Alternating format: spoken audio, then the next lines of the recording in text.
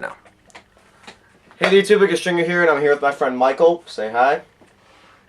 And today we're going to talk about the Money in the Bank pay-per-view, which if you guys saw my predictions video, then I was really looking forward to this pay-per-view, as you guys can tell. Michael, I bet you were as well. Yeah. And how did it turn out? It was disappointing. It was very disappointing. It's not it wasn't the worst pay-per-view of the year, but it wasn't the best pay-per-view of the year. Not even close. What did you think was the best pay-per-view of the year so far? WrestleMania, I guess. Either WrestleMania or Extreme Rules. Because not like any of the matches were better than WrestleMania's matches had, but it had more good matches than WrestleMania did.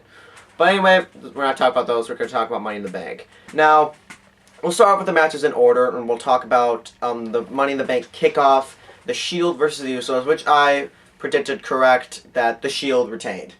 The Shield did retain it, and it retained it in a polite manner because every single match the Shield had, they don't cheat to win. They just are smart. They're smart. They use team tactics, and I hate how the fans think that's bullcrap. It's stupid. No, not fans, just Cena kids. Cena children suck, though, so... Yeah, exactly. Don't really matter. But, the Usos, I don't think are ready for a tag team championship yet. Neither of us do. But even though I do love the Usos, and I think they are a great tag team, but they weren't ready yet.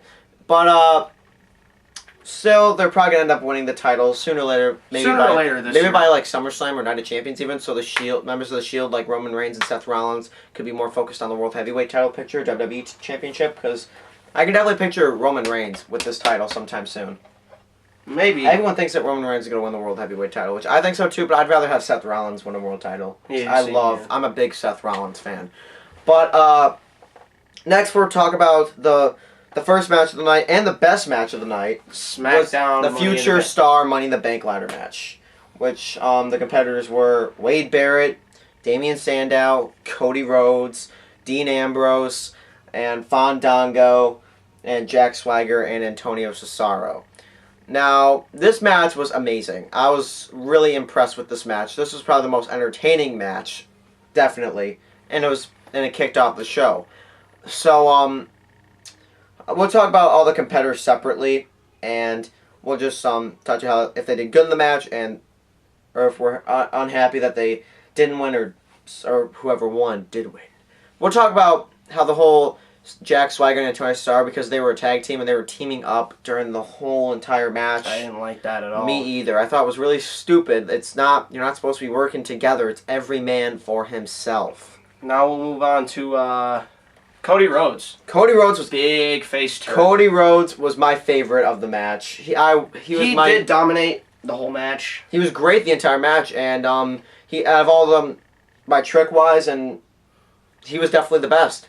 Now, Fandango, he had this one moment of the match where he jumped over the top rope and he did this leg drop onto, I believe it was Jack Swagger. I think ladder. Yeah, I think it might have been. Yeah, I think it was Jack. He had a couple chances where he could have grabbed the briefcase. I was kind of thinking that Fandango would have ended up winning, but yeah. I'm kind of glad that he didn't. He wasn't ready either. He was my least pick to win this match, but I was kind of afraid that he was going to. But we have 4 covered. Yeah. We'll talk about Wade Barrett. Wade Barrett didn't do much as as I thought, but it was so awesome when he did the bull hammer on Jack Swagger on the ladder. I thought that was amazing, and that was really cool. And Wade Barrett came close to win this match quite a few times. Also, yeah, he did. But also the Antonio Cesaro European uppercut.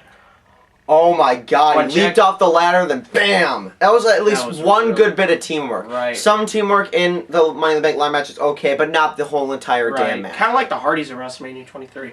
Yeah, kind of like that too. But okay, so we got 5 covered, and the last one, Damian Sandow, which was the winner of the Money in the Bank ladder match and the smartest in the Money in the Bank ladder match. Right. Because we saw a couple shots of him crawling behind the timekeeper, and he was just hiding there most of the time. And then Cody Rhodes, of course, was dominating most of the middle and the end of the match. Then we all thought that Cody Rhodes was gonna win. And, no, look, the Shield came out for Dean Ambrose. Oh, we thought Dean Ambrose was gonna win, and I predicted that. But then all of them had a brawl outside, including the Usos coming in and saving the match, saving the match. And then Cody Rhodes pushed Dean Ambrose off the ladder outside of the ring, and everybody collapsed. Cody Rhodes was going up for it. Damian Sandow came out, drags him off. Oh, he pushes him off. Oh yeah, and that's why he had Cody Rhodes, I believe, has a concussion from that. Maybe. He landed right on his head. He did. He smacked his head back. And he had to get 5 stitches on his eyebrow. Like Chris Benoit, we had to get like 20. But 25. 25. He got it on his eyebrow, too. Yeah, and Cody Rhodes had his eyebrow, but it was only and then like 5 Damien stitches. Sandow grabbed the briefcase and won the match. I'm happy. I'm happy that Damien Sandow won. I didn't predict that Damien Sandow would win.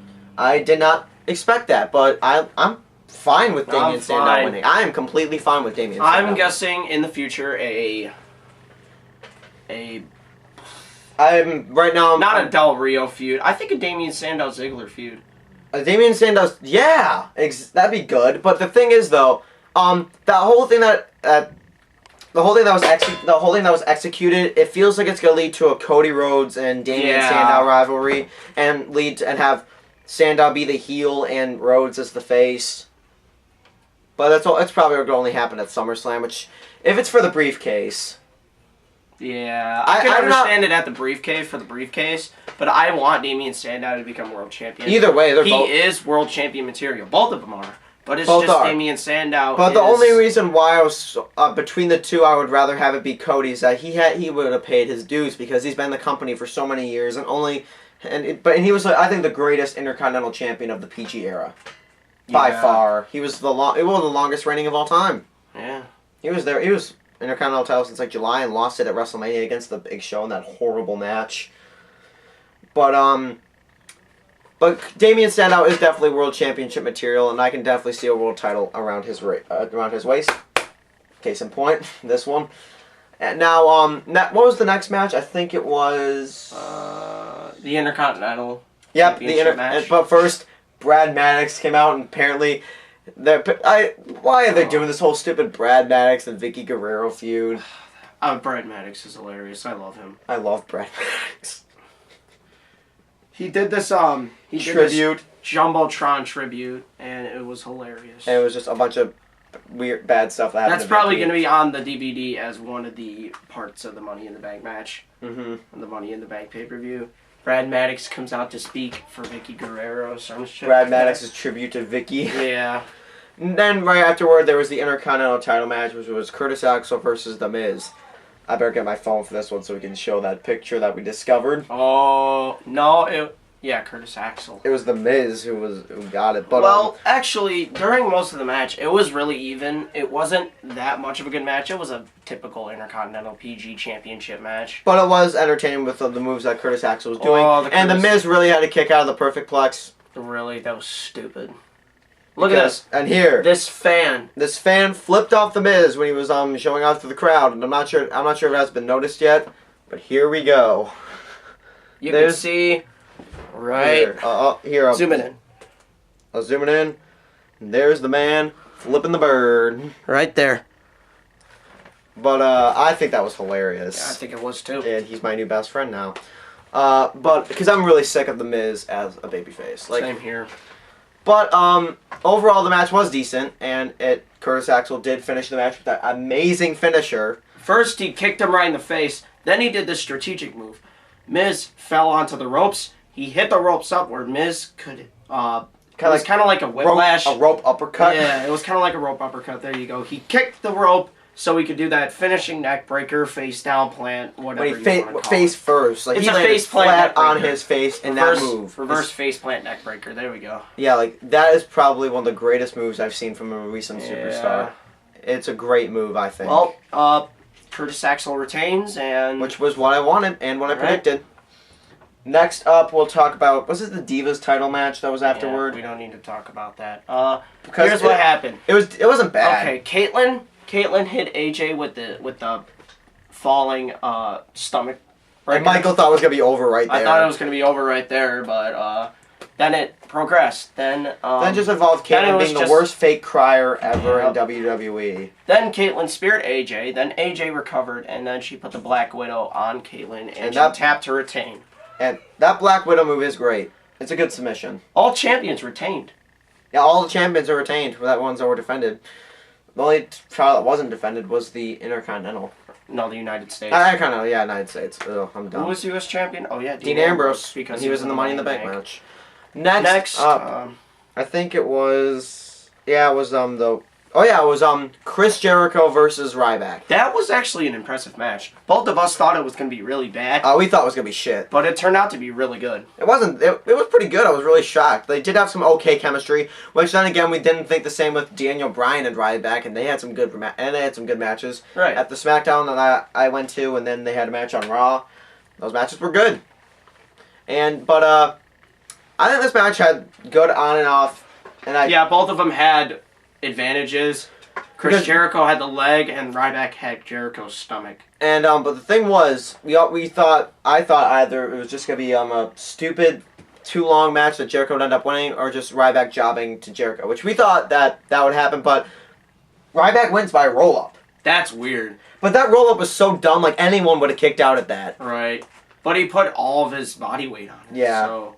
But finally, Ryback wins a pay-per-view match. Not against stupid people who we don't even know. But John Cena. Fuck you, John Cena. And that 3 stages of shit. Okay, we'll move on before I start ranting about John Cena. Yeah, because that's gonna happen. Okay, that's gonna happen next. No, next is the World Championship. Oh yeah. Which the match was good, except for the ending, which we'll get to later. Dolph Ziggler did great. Del Rio did impressive as well. They both were impressive. They have some good chemistry, but of course it was ruined by AJ Lee. AJ's music hit, and Ziggler is like, "Get out of here!" What the fuck are you doing here? Then, Dolph Ziggler was still dominating. Ziggler was still dominating until Del Rio. What happened? Nothing happened. Oh, yeah. AJ ran in the ring and hit Del Rio with her Divas title and got a disqualification. Which I was so pissed. I was mad. I wanted Ziggler to win Which the championship. now it's going to mark him more. He wants the world title. Yeah. I think he should have the world title because of that stupid concussion. Yeah, but then, but now it's going to lead to a breakup with AJ and Dolph. It's probably going to be some stupid segment. AJ's going to cry like a bitch. And then, then we're going to move on. So I can market Dolph Ziggler more as a babyface, which I think he's doing a great job as a face. He is doing a great job as a face. I could never see him as a face. But now, holy shit, he's doing good. But I didn't think that with Del Rio. Del Rio wasn't bad. He was a good face. Yeah, I think so too. Next. Cena retains. John Cena versus Mark Henry. The most disappointing match of my life. And the worst match of the night. That was really, really disappointing. I thought it was actually going to be really good, and I thought I thought it was going to be shit either way. Even if Mark Henry did win, I would have had to say that match wasn't really that impressive. They don't have good chemistry. They do not have good chemistry. CM Punk has better chemistry with Mark Henry than I know. But okay, this is what happened. John Cena got his ass handed to him by Mark Henry pretty much the entire time. Until John Cena. It's basically the typical John Cena match. He gets the shit beaten out of him, then he just does it AA and wins. Well, then again, there was some good kick-out moments when Cena kicked out of the World's Strongest Slam, and then Henry kicked out of the AA. But the stupidest thing was, Mark Henry tapped out to the STF. Yeah. I think that was dumb. I would have rather had him win by the AA if he won it all. He lifted him for the World's Strongest Slam. He lifted him over. John Cena, out of nowhere, John Cena flips out, cocks the leg, and gets him in the STF, and Mark Henry taps out for the win. Mark Henry, the world's strongest man, will not tap out of the stupid John Cena submission. Well, it does hurt the leg, though. Yeah. Because he folds the leg back, and then he pushes up like this. Yeah. So it's like a pretzel. Yeah. But I'm so happy he didn't win by attitude adjustment. Or I kind of would have rather had him win than having Mark Henry tap out. Right. I was pissed. I was really pissed off that Super Cena wins. He wins everything. He needs to lose one match this year. He hasn't lost a match. Besides Curtis Axel.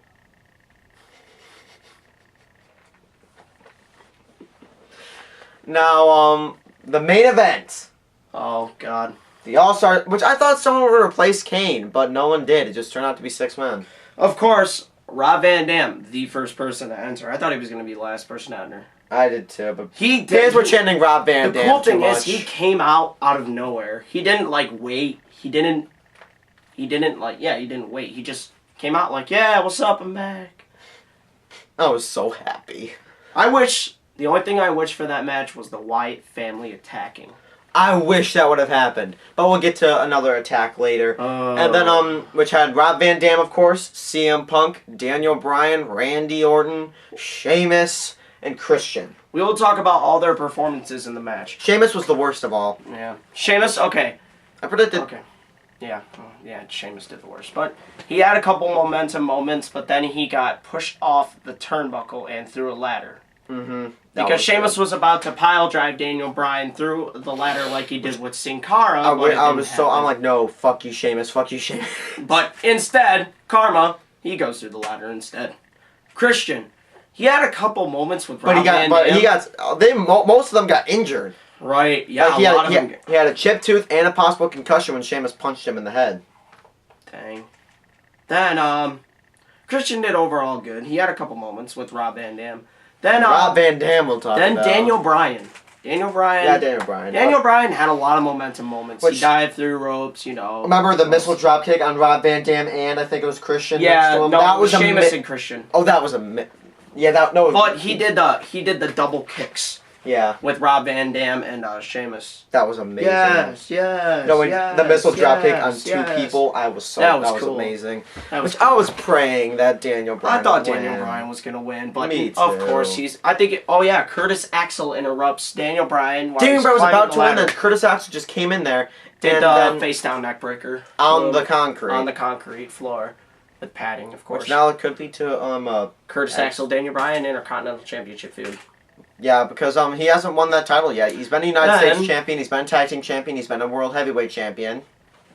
Oh yeah, we forgot one thing. What? The SmackDown Money in the Bank, they brought back the Whirlybird with Dean Ambrose. Oh my god. He put the ladder like this into the Whirlybird thing. Which only CM Punk did at WrestleMania 23? Yeah. And then he got speared by Edge. Yep. Okay, next we're going to talk about CM Punk. CM Punk did great. CM Punk did fantastic. One moment, he bowed to the audience for doing something funny. He's like, yeah, thank you. He's hilarious. I love Punk so much. It's because he has so much charisma. Yeah. But then, Paul Heyman, out of nowhere. Well, Curtis Axel came out there, Paul Heyman out and was yelling at Curtis Axel. He's like, what are you doing? Come on, Punk. Then he came in and smacked the ladders at his feet. And then smashed it right at his head, and his head started bleeding. Yeah. Really bad. Yeah. We saw blood for like the first time. But then we're going to see the old... Cody Rhodes' blood a little bit like... No, we're going to see the match. We're going to see the match, and it's going to be black and white, so... Yeah. Fuck you, McMahon.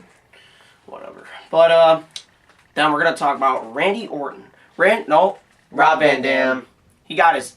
No, he didn't get his ass whooped. He whooped ass. Oh, and he did a 5-star frog splash to Christian on top of the ladder in the ring. And I was like...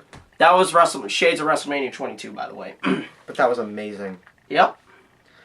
And lastly, we're talking about the winner of the Money in the Bank ladder match, which, I'll admit, I was shocked. I was shocked, too. Daniel Bryan, the thing was, I feel like someone else might have had to win, but because Randy Orton was standing at the ladder for such a long time... It could have been a botch. Right. Somebody else could have automatically came in and knocked him off, but I guess nobody else wanted to win. Or they just couldn't get up. Right. Because landing that hard in your face, what Daniel Bryan did with Curtis Axel, that was pretty bad.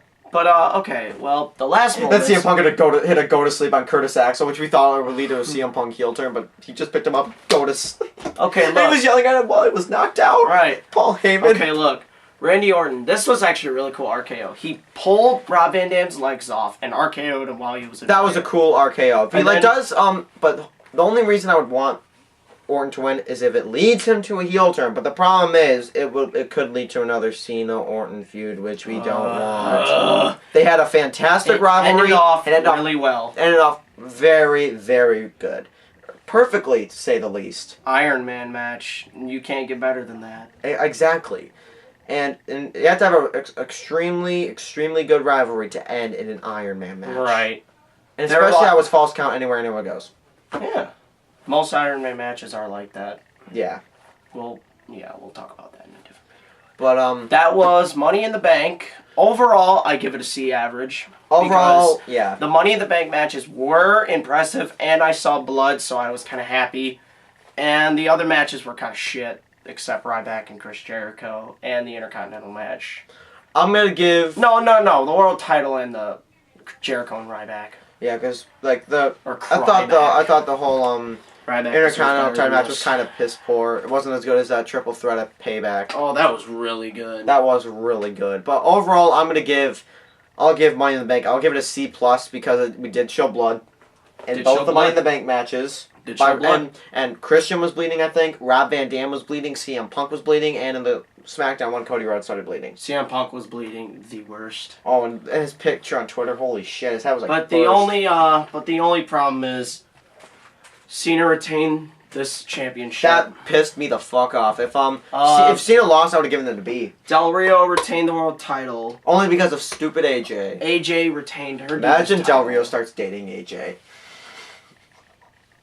I can't see it. Yeah.